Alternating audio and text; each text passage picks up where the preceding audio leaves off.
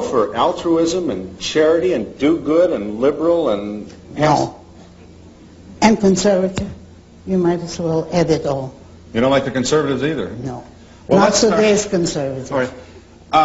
I want to help people. I want to do good for other people. What's so bad about that? Nothing. If you do it by your own choice, and if it's not your primary aim in life, and if you don't regard it as a moral virtue, on those conditions, it's fine to help people if you want to. Why can't I think of it as a moral virtue? I mean, can't I take some vows for myself for doing all these good things? Because that would be cannibalism. Because that would mean that you preach altruism, which means not merely kindness, but self-sacrifice. It means that you place the welfare of others above your own, that you live for others for the sake of helping them, and that justifies your life. That's immoral, according to my morality. I don't understand why you have to be so harsh in your evaluation of those people. Why call it immoral? Why don't you just say, why don't you say it's a waste of time? Why pass judgment on me? Because look at the state of the world today. Yeah. And you cannot be harsh enough on those who created it. And those who created it are the philosophers of altruism. It's those who preach self-sacrifice, selflessness, self-abnegation, all the anti-self theories, which means anti-man. All those who demand man's sacrifice. They have succeeded, and look at the results in the world. That's a theory or a way of life or a philosophic idea which is advanced by religions, that we should sacrifice for others. That's right. All right, I want to make sure I understand you, Miss Rand. Why is it so... I'm still not quite sure why you're so harsh on those who would sacrifice for other people. Because I look at them. Just look at them. Because they don't hesitate to sacrifice whole nations. Look at Russia. Communism is based on altruism. Look at Nazi Germany.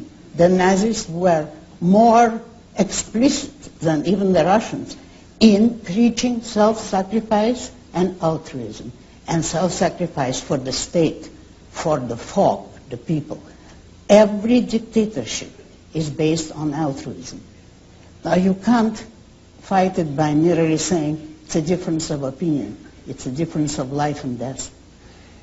So your view is then, if we all became more comfortable with our natural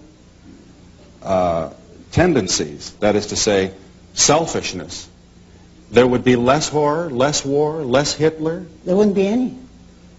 So the more selfish we are, the more kind, the more tranquil and peaceful the world in which we live? And more benevolent toward other people, if we're rationally selfish.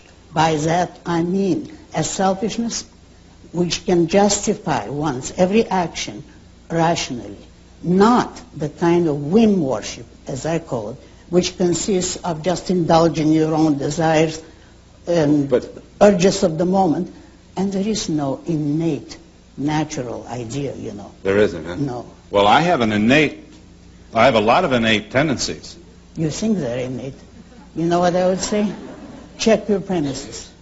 Check my premises? Yeah. Check the basic ideas behind any feelings that you might feel at the moment, and you'll see that your feeling comes from your premises, good or bad, but they held subconsciously, they will direct your feelings, and you will think it's innate, right, but it isn't. How do you avoid, let's take your thesis then and accept it now. I'm going to be selfish.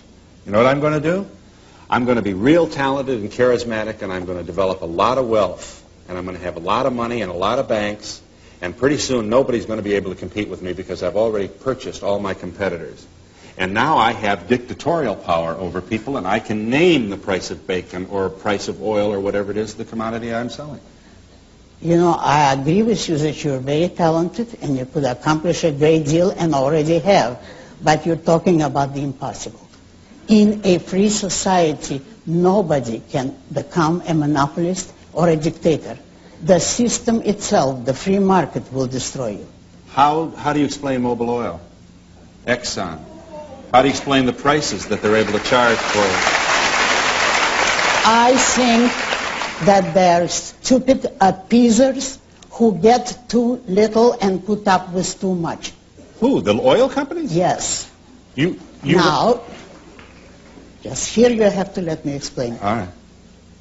If President Carter's own policy admits that we need the oil company and that the lack of oil is a serious national crisis, right, which might lead to the stoppage of all industry.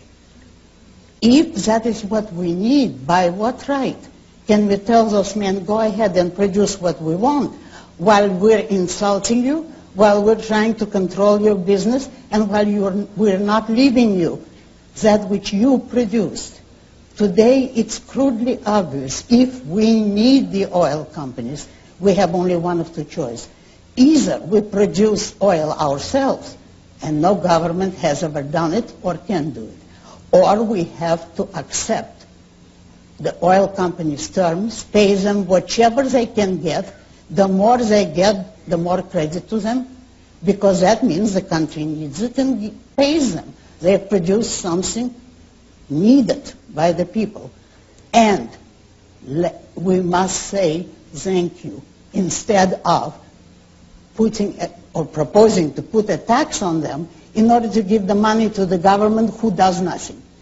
The government doesn't contribute anything except impediments. All right.